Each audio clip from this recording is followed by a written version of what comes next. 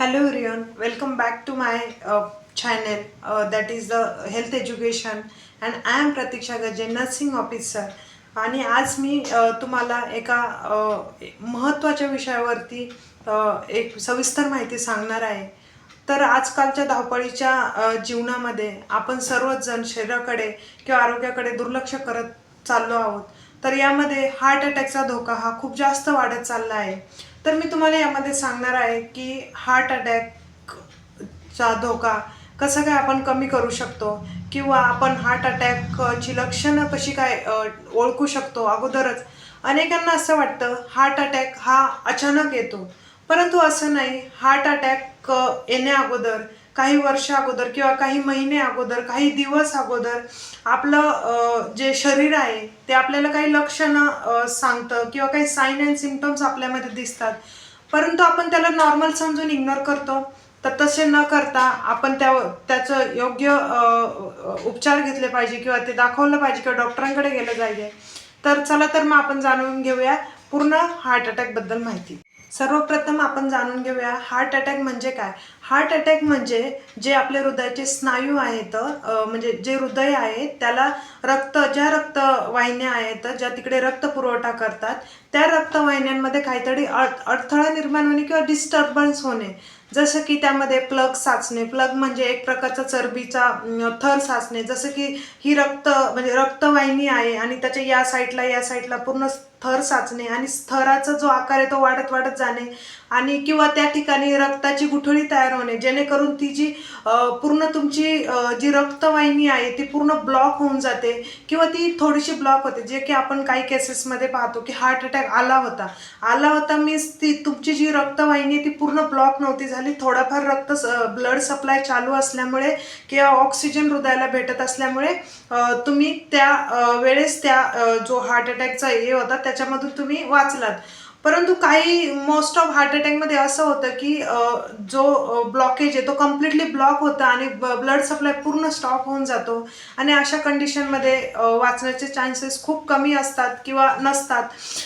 तर ह्याच्यामध्ये अजून एक आहे की तुम्हाला जे हार्ट अटॅक आहे त्यामध्ये जी मेडिकल इमर्जन्सी आहे ती अगदी इमिडिएटली किंवा विदिन आवर किंवा जितक्या लवकर देता येईल तितक्या लवकर देणं खूप गरजेचं असते अशा कंडिशनमध्ये. तर आपण पाहूया की हार्ट अटॅकची सामान्य कुठली लक्षणं असतात किंवा कुठली लक्षणं जे आपण ओळखू शकतो की हे हार्ट अटॅकची लक्षणं आहेत. जसे की त्याच्यामध्ये छातीमध्ये दाब आल्यासारखं वाटणे किंवा छाती एकदम जड वाटणे किंवा एकदम थकवा जाणवणे किंवा श्वास घ्यायला त्रास होणे. जसं की अगोदर होत नव्हतं परंतु आता श्वास घेण्यासाठी त्रास होतो थोडंसं काम केल्याच्या नंतर किंवा जिना चढल्याच्या नंतर वगैरे. तसेच ह्याच्यामध्ये अजून एक आहे की तुम्हाला अशक्तपणा जाणवतो, थकवा जाणवतो आणि जो घाम आहे तर घाम आल्याच्या नंतर तुम्हाला मोस्टली म्हणजे थंड घाम येतो, आपलं शरीर थंड पडायला लागतं आणि थंड घाम येतो. तर ही सगळी लक्षणे आपल्याला जाणवतात किंवा ही लक्षणे आपल्याला अगोदरही जाणवतात, काही दिवस काही महिने किंवा ही ऑन द स्पॉटही जाणू शकतात. आता हार्ट अटॅकची जी लक्षणं मी सांगितली ती सगळ्या व्यक्तींमध्ये जाणवतील असं नाही. जसं की महिलांमध्ये किंवा ज्यांना काही आजार आहेत जसं की डायबिटीज वगैरे आहे किंवा वृद्ध व्यक्तींमध्ये थोडी वेगळी लक्षणे असू शकतात. जरुरी नाही की पूर्ण ही सगळी लक्षणं दिसतीलच अशी.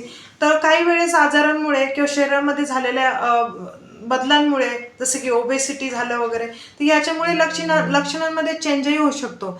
तर आपण पाहूया.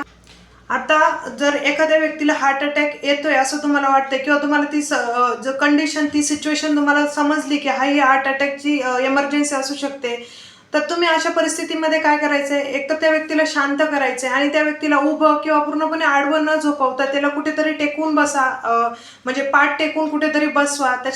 आणि त्यानंतर त्या व्यक्तीचे कपडे जसे की टाईट काही घातलेलं असेल तर ते सैल करा आणि इमिडिएटली 108ला कॉल करा किंवा हॉस्पिटलमध्ये इमिडिएटली घेऊन जा.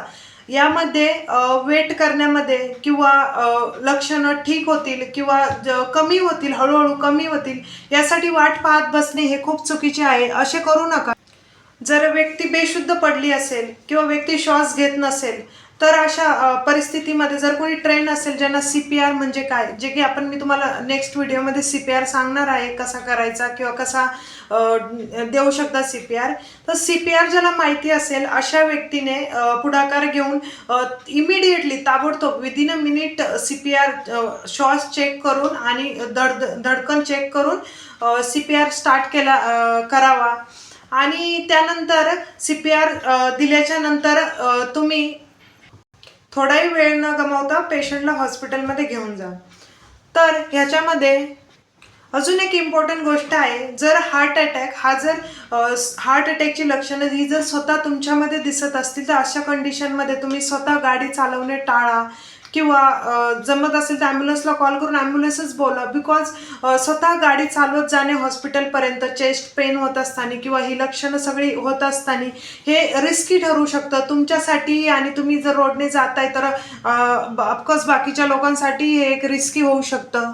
सर्वात महत्त्वाचे आहे की काही चुका आहेत ज्या करायच्या नाही आहेत, जसं की वेदना कमी होण्याची किंवा लक्षणं कमी होण्याची वाट पाहू नका. तसेच त्यानंतर कुठल्याही प्रकारचे घरगुती उपचार करू नका किंवा डॉक्टरांच्या सल्ल्याशिवाय कुठलेही औषध किंवा मेडिसिन वगैरे काही असेल तर पेशंटला देऊ नका. आता आपण पाहूया की हार्ट अटॅकचा धोका कमी कसा करता येईल.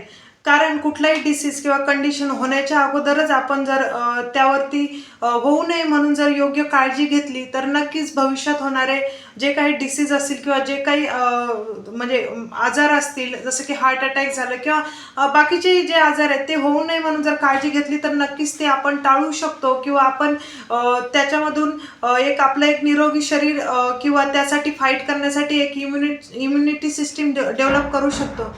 तर ह्याच्यामध्ये हार्ट अटॅकचा धोका कमी करण्यासाठी काय करायला पाहिजे, तर मी सांगेल की तुम्ही रेग्युलर एक एक्सरसाइज चालू ठेवा. एक्सरसाइजमध्ये तुम्हाला 30 ते 45 मिनटं, 24 तासातले फक्त 30 ते 45 मिनटं तुम्हाला स्वतःच्या निरोगी आरोग्यासाठी द्यायचे आहेत. त्यामध्ये तुम्हाला जी आवडेल ती एक्सरसाइज करा किंवा जी तुमच्या बॉडीला सूट होईल अशी एक्सरसाइज करा. त्याच्यामध्ये वॉकिंग असेल, स्ट्रेचिंग असेल किंवा जी पण असेल तुम्ही घरात इनडोअर आउटडोअर जी तुम्हाला सूट होत असेल आणि ज्याच्यात तुम्ही कम्फर्टेबल असाल अशी कुठलीही एक्सरसाइज करा, ज्यामुळे तुमचं कार्डियक ॲक्टिव्हिटी होईल, ज्यामुळे तुमचं हार्ट निरोगी राहण्यास मदत होईल. तसेच सर्वात महत्त्वाचे म्हणजे जे सिगारेट म्हणजे स्मोकिंग जे आहे ती आणि टॉबॅको चोविंग वगैरे या चोविंगमुळे आणि स्मोकिंगमुळे आपण स्वतःची लाईफ स्वतःच एक निरोगी आरोग्य स्वतःच एक रोगी आरोग्याकडे घेऊन जात असतो या सगळ्या लक्षणांमधून, या सगळ्या गोष्टींमधून. तर तुम्ही त्याच्यावरती एक फोकस करून कसं कमी करता येईल, एकदम तुम्हाला सोडता येणं पॉसिबल नसेल तर कमीत कमी कसं करता येईल किंवा हळूहळू कसं सोडता येईल याकडे फोकस करा. तसेच BP झालं, ब्लड प्रेशर किंवा डायबिटीज झालं किंवा कोलेस्ट्रॉल झालं, आता आपण पाहतो की जर तुम्हाला त्याचा त्रास असेल तर तुम्ही योग्य मेडिसिन घेऊन आणि ते नियंत्रणात ठेवा, म्हणजे कंट्रोलमध्ये ठेवा. आणि जर तुम्हाला या सगळ्यांपैकी कसला त्रास नसेल तर वेल अँड गुड, तुम्ही अजून व्यवस्थित तुमचं जे हेल्थ आहे ती मेंटेन करू शकता. तर अशामध्ये तुम्ही काय करू शकता, एक ब्लड टेस्ट करू शकता, एक खात्री करून घेऊ शकता की आपल्याला डायबिटीज, कोलेस्ट्रॉल किंवा BPचा वगैरे काही त्रास, काही लक्षणं वगैरे, काही सिम्पटम्स वगैरे आहेत का, किंवा आपल्या ब्लड टेस्टमध्ये तुम्हाला काही रिपोर्टमध्ये काही दिसतंय का, इन्क्रीज डिक्रीज, तर तुम्ही हे चेक करू शकता सगळं त्यामध्ये. तर तुम्ही तसं करा.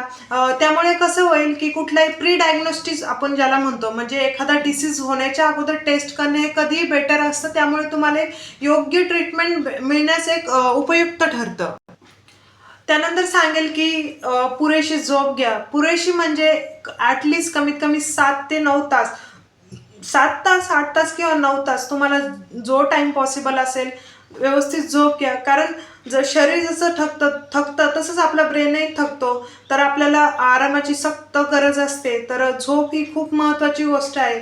तर झोपेमध्ये तुम्हाला जाणवतं की ज्या दिवशी तुम्ही म्हणजे तुमची झोप व्यवस्थित झाली नाही त्या दिवशी तुम्ही पूर्ण दिवसभर हँगओव्हर असता, तुम्हाला कन्फ्युजन वगैरे होतं. तर झोप खूप महत्त्वाची आहे. आणि मेन म्हणजे स्ट्रेस कमी करा. आजकालच्या बदलते आणि धावत्या जगामध्ये आपला स्ट्रेस दिवसेंदिवस खूप वाढत जात आहे आणि आपण स्वतःही त्याला कमी करण्यासाठी कुठलेही एफर्ट्स घेत नाहीयेत. तो वाढत जातोय आणि आपणही त्याला वाढून देतो. तर आपण त्यासाठी एक काळजी घेतली पाहिजे. ज्या मेंटल थेरपी असतात, मेंटली काम करण्याच्या ज्या थेरपी असतात किंवा तुम्हाला जी काही थेरपी आवडेल तुम्ही ती थेरपी यूज करा आणि तुमच्या स्ट्रेस जो आहे तो रिलीफ करण्याचा प्रयत्न करा. हार्ट अटॅकची लक्षणं वेळेत ओळखणे आणि तात्काळ मेडिकल म्हणजे उपलब्ध करून देणे, व्यवस्था उपलब्ध करून देणे, यामुळे नक्कीच एखाद्याचा जीव वाचू शकतो किंवा तुम्ही नक्कीच एखाद्याचा जीव वाचवू शकता. तुम्हाला जर हा व्हिडिओ जर इफेक्टिव्ह वाटला असेल किंवा आवडला असेल तर तुम्ही माझ्या चॅनलला सबस्क्राईब करा, जेणेकरून मी जेव्हा नेक्स्ट व्हिडिओ बनवेल वेगळ्या टॉपिकवरती, तेव्हा तुम्ही स्वतःही या गोष्टीबद्दल अवेअर असाल आणि तसेच तुमचे जे काही कलिग्स असतील किंवा तुमचे फ्रेंड सर्कल, तुमची फॅमिली असेल, त्यांनाही हा व्हिडिओ शेअर करा, जेणेकरून तेही त्यांच्या आरोग्याबद्दल एक अवेअरनेस त्यांच्यामध्ये निर्माण होईल. मी प्रतीक्षा गर्जे, नर्सिंग ऑफिसर. अशाच व्हिडिओसाठी यावरती तुम्हाला अजून कुठल्या टॉपिकवरती व्हिडिओ आहे त्यासाठी कमेंट करा. थँक्यू.